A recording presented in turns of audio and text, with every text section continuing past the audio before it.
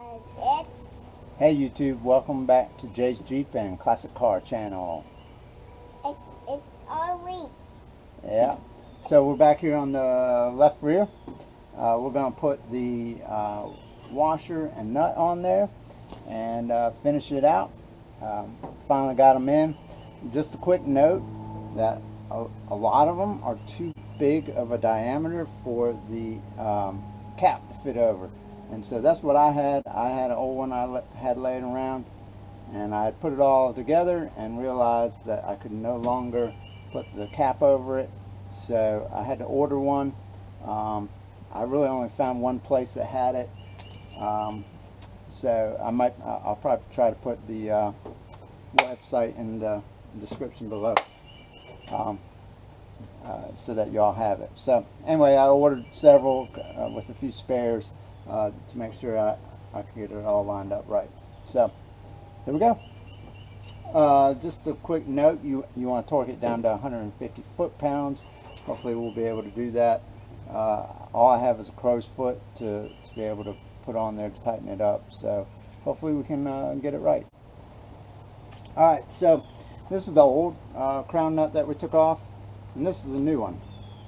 And this one's a lot thicker this way than this one is. And so I went ahead and put the washer on, and this is too thick to be able to work. So, and I think this cost me a good amount of money. So I'm probably going to try to return this and try to reuse this one. It's not an awful shape. Since I was ordering, decided to give it a try anyway. So yeah, we're going to just reuse. That's right. That's what Rocky said. That is right. That's what Rocky says.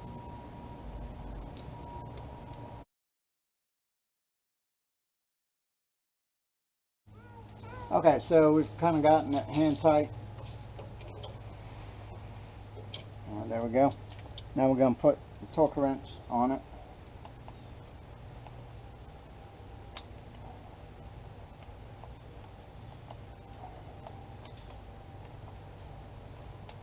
My daughter was just cleaning. She did a great job.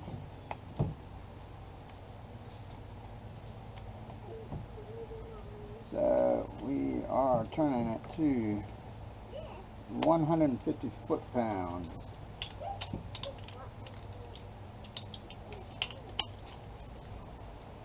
And I don't know if this is recommended to be done like this or not. Probably not, but it is what it is. So.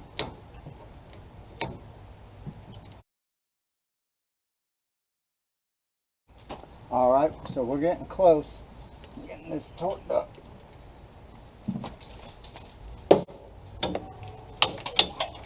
And that was it.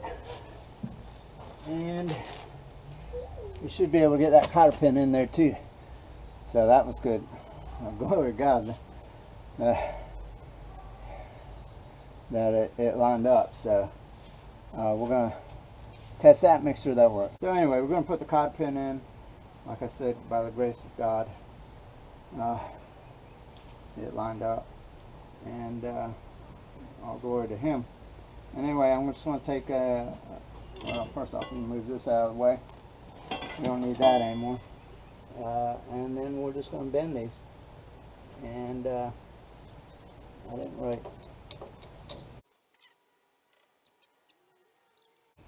Alright, so we used the hammer to kind of put that in there a little further, because the cap has to fit on there. And yeah, I didn't want it sticking way up, so let's hammer it down. So we're going to take the long needle nose pliers and hopefully not pinch my finger, and just kind of bend that around.